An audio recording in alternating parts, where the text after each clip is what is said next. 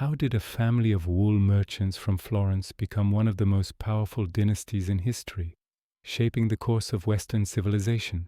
The answer lies not in swords or crowns, but in numbers, ambition, and a revolutionary financial invention. This is the story of the Medici and the secrets behind their incredible banking empire. Our story begins in the late 14th century. Florence, Italy, was a bustling hub of trade, art, and cutthroat politics. Europe was emerging from the Middle Ages, and a new economy was taking shape. At the heart of this transformation was a man named Giovanni di Bicci de' Medici. While other powerful families vied for control through military might, Giovanni chose a different path. He founded the Medici Bank in 1397. Now, banking wasn't new, but Giovanni did something brilliant. He perfected and popularized the double-entry bookkeeping system.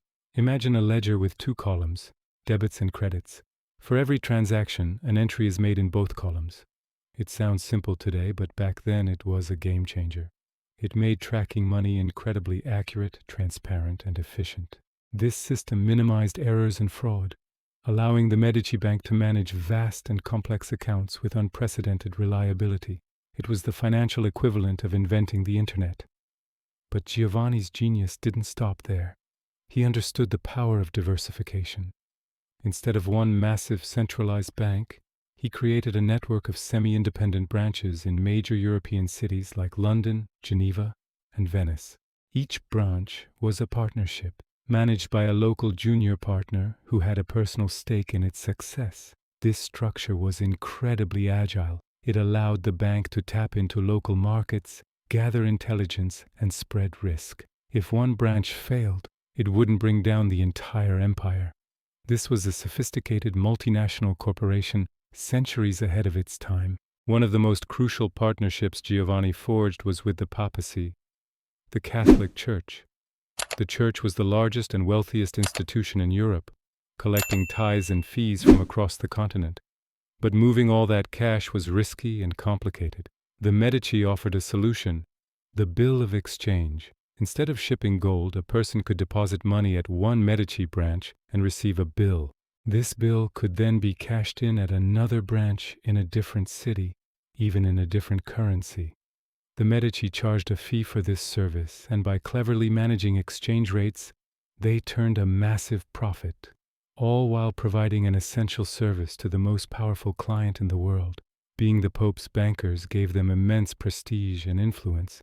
When Giovanni passed away, his son, Cosimo the Elder, took the reins.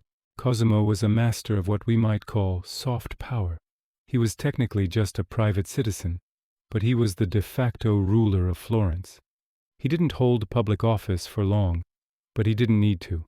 He used the bank's immense wealth to build a network of loyal supporters. He would provide strategic loans to merchants, politicians, and even mercenary captains. When they needed money, they came to the Medici. This created a web of obligations. People were loyal to Cosimo not because they were forced to be, but because it was in their best interest. He controlled the city's political machine from behind the scenes, ensuring that decisions always favored the family's interests. But Cosimo's vision went beyond just money and politics. He understood that cultural influence was the ultimate form of power. This is where the Medici story becomes truly legendary. They became the greatest art patrons of the Renaissance.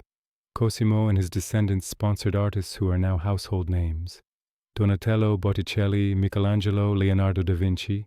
They didn't just buy art, they invested in talent. They established academies, funded architectural marvels like Brunelleschi's dome on the Florence Cathedral, and commissioned works that would define the era. This patronage wasn't just about charity or a love for beauty. It was a brilliant public relations strategy.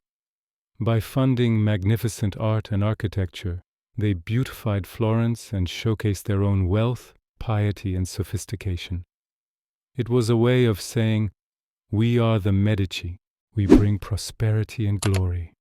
This cultural investment cemented their legacy, transforming their money into an immortal dynasty.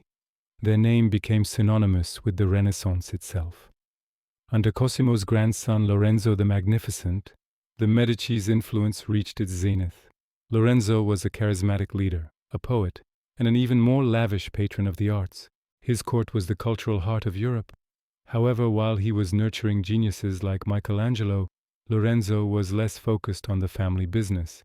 The bank, once the engine of their power, began to face challenges. New trade routes were discovered, the political landscape of Europe was shifting, and some of the bank's managers became complacent or corrupt. The foundation of their wealth started showing cracks.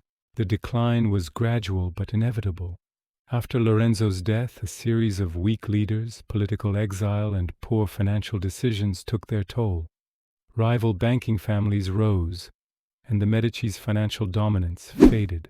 They would later reinvent themselves, producing popes and queens of France, transitioning from bankers to aristocrats. But the golden age of the Medici Bank, the engine that had powered their meteoric rise, was over. So what are the ultimate secrets to their success? First, innovation. They didn't invent banking, but they perfected it with tools like double-entry bookkeeping and the bill of exchange. Second, strategic networking. They built a diversified, resilient structure and secured the most powerful client in Europe, the papacy. Third, the brilliant use of soft power. They used their wealth to create loyalty and control politics from the shadows. And finally, and perhaps most importantly, legacy building. They converted their financial capital into cultural capital, sponsoring the Renaissance and ensuring their name would be remembered for centuries. The story of the Medici is more than just a history lesson. It's a timeless case study in how wealth, vision, and strategy can change the world. They proved that the pen, or in their case, the ledger, can indeed be mightier than the sword. Thanks for watching our deep dive into the Medici banking empire. What part of their story fascinates you the most? Let me know in the comments below. And if you enjoy learning about the hidden forces that shape history, make sure to hit that like button and subscribe for more content.